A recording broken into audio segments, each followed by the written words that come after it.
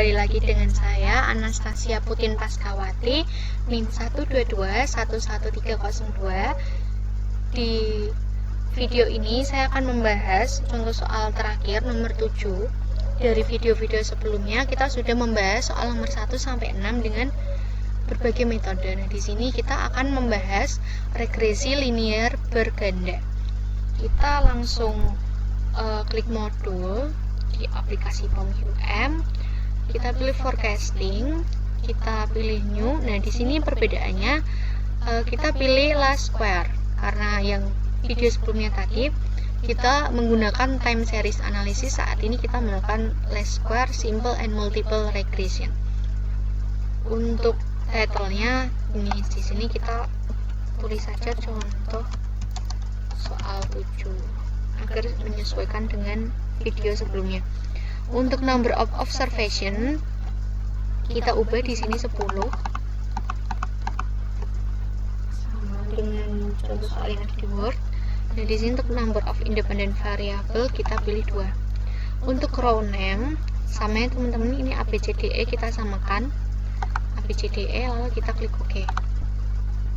Nah, untuk ini kita sudah mengetahui bentuk tabelnya seperti ini. Nah, kalau udah kita bisa isi di sini. Nah, ini kita ubah dulu aja. Ini adalah penjualan garis sama.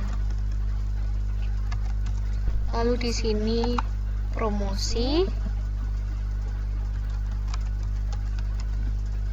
Nah, sebelahnya ada jumlah karyawan.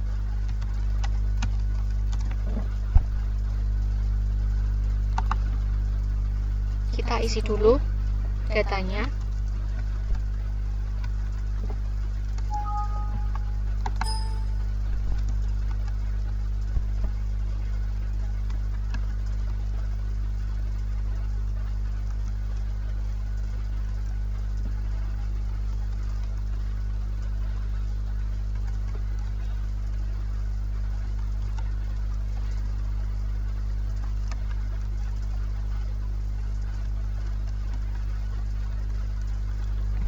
Untuk promosi kita juga isi sesuai dengan contoh soal di Word.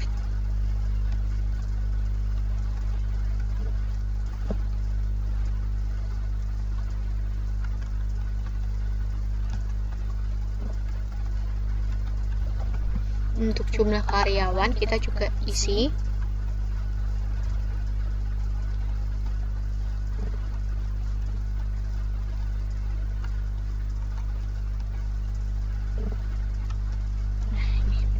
Kalau udah, kita scroll dulu yang ada di Word, kita lihat bentuknya seperti apa.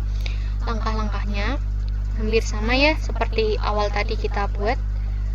Nah, ini kalau udah kita langsung klik solve.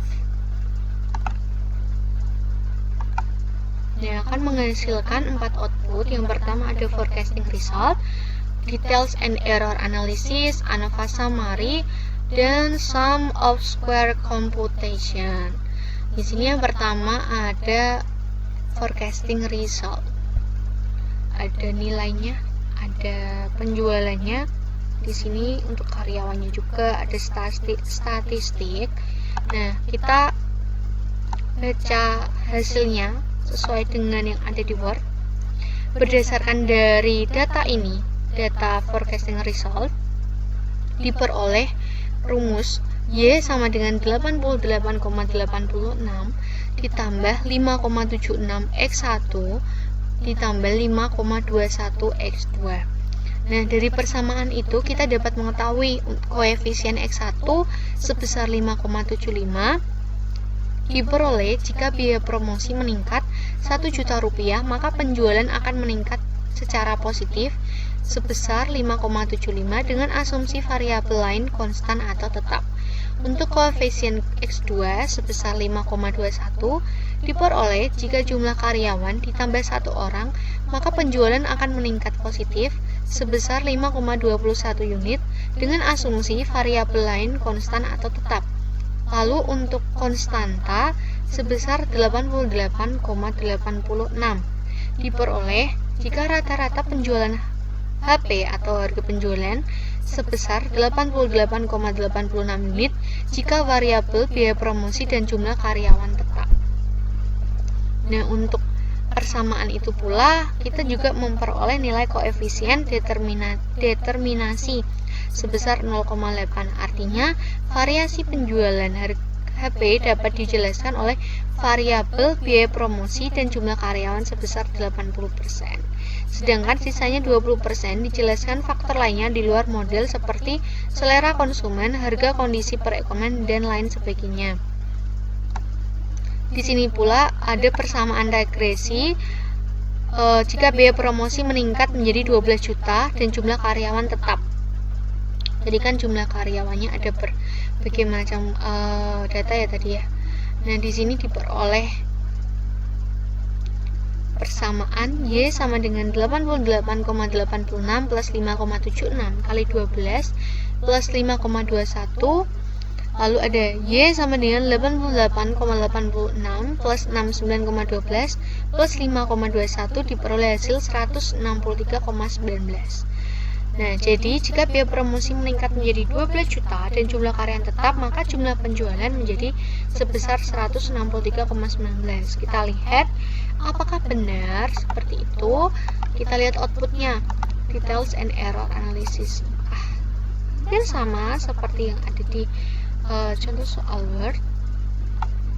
Bisa kita lihat di sini ada karyawan, tadi ada forecast-nya berapa, lalu ada ANOVA summary.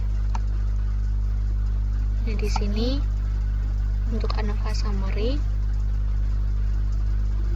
Lalu yang terakhir ada sum of square computation. Di sini. Mungkin di sini sekilas angka-angkanya hampir sama seperti yang sudah saya jelaskan tadi di Word seperti ini. Nah, mungkin cukup sekian penjelasan soal nomor 7 forecasting menggunakan metode regresi linear berganda. Mohon maaf bila ada salah kata yang kurang berkenan di hati teman-teman. Namun sebelum saya tutup pembahasan dari modul-modul forecasting, nah ini kita belum simpen nih rupanya. Kita simpan dulu data kita. Kita klik save as, kita simpan forecasting 7, kita save. Nah, sudah kita save, jadi aman, sudah ada di file milik teman-teman masing-masing. Cukup sekian pembahasan yang dapat saya sampaikan dari video awal hingga akhir nomor 7 ini. Terima kasih dan sampai jumpa di video berikutnya.